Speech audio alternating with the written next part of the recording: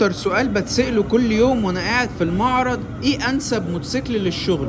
ما بلاقيش غير اجابة واحدة، ولو عايز تعرف الاجابة دي اعمل سيف للفيديو، ولو عجبك الكلام اللي انا هقوله اعمل مشاركة ومتابعة للصفحة لو عايز توصلك كل جديد في القناة. اول حاجة الموتوسيكل التي في اس هو انسب موتوسيكل بلاقيه للشغل، لان هو بيديلك حاجة عن كل المنافسين بتوعه مش بيدوها لك. اول حاجة هي خدمة ما بعد البيع والضمان. ضمان الموتوسيكل التي في اس سنتين او 30,000 كيلو، فده يعتبر رقم كبير جدا على موتوسيكل، يعتبر زيك زي العربية، لان فعلا وكيل تي في اس في مصر هو عز العرب، وهو واحد من اكبر التوكيلات، زي واخد توكيلات زي مرسيدس وفيراري وموديلات تانية كتير قوي عمليه وقويه. الموتوسيكل ده بيجي لنا هندي بالكامل، يعني ما فيهوش اي خامه فيه محلي. موتوسيكل من الكاوتش لاخر مسمار فيه كلها هندي بالكامل من شركه تي في اس. ليه بقول ده افضل موتوسيكل للشغل؟ اول حاجه زي ما قلنا الضمان، وسنتين او 30,000 كيلو، في شرط ان انت لو جبت اي موتوسيكل تاني وطلع فيه اي مشكله انت يا معلم هتعملها على حسابك. لكن مع تي في اس لا يا باشا، هيجوا يروقوا عليك ويعملوا لك المشكله اللي هي مش هتحصل اصلا، لان شركه تي في اس ما بتطلعش اي موتوسيكل غير لما يكون المهندسين بتوعها مشيكين عليه بالكامل عشان يدوك الضمان اللي هو السنتين او 30,000 كيلو، مش خد وامشي كده على طول.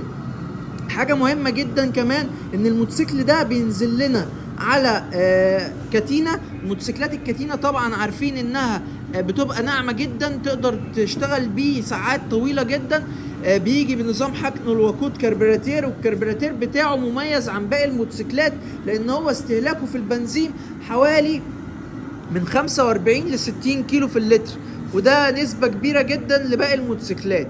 هو بيجي بحاجات بسيطة، اضاءات امامية وخلفية هالوجين، وبيديك فرامل امامية باكم وخلفية تيل، وبيجي منه نسخة تانية امامية تيل وخلفية تيل.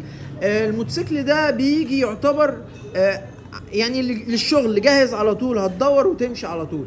بيجي لك كمان بشاحن موبايل زي ما احنا شايفين، وحامل موبايل عشان ايه تشتغل عليه لو عايز تبدأ تشتغل ان درايف او اوبر او اي حاجة من الحاجات دي، فهو ده انسب موتوسيكل ليك. كمان الجنود بتاعته بتيجي تيوبلس النسخة الباكم. عندنا كمان حمالة حريمي عشان اللي راكب الخلفي يبقى قاعد مرتاح، الكرسي بتاعه شالته كبيرة زي ما احنا شايفين كده.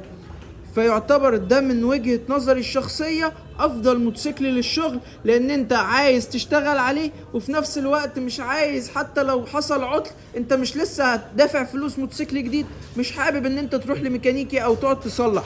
فضمان تي في اس اقوى ضمان موجود حاليا في مصر، ويعتبر برضو ان ده حتى لو من غير ضمان، فخامات الموتوسيكل التي في اس واحدة من اقوى الخامات اللي موجودة عن رأي شخصي. حد هيقول لي قطع غياره غاليه ومش موجوده؟ لا يا باشا، موجوده في التوكيل. توكيل تي في اس منزل موديلات معينه، مش منزل 50 نوع، لا، فمركز جدا جدا جدا في قطع الغيار، وكل قطع غيارها موجوده عند التوكيل اصلي زي اللي راكبه في الموتوسيكل. يعني لو قطعه عاشت معاك سنتين التانية هتعيش معاك سنتين زي اللي انت هتجيبها تاني. هتدفع مره قطعه غيار غاليه شويه بالنسبة لباقي المنافسين، لكن هتعيش معاك فترة طويلة جدا. لو انت استفدت من الفيديو ده اعمل متابعة للصفحة واعمل سيف للفيديو عشان يوصل لناس غيرك.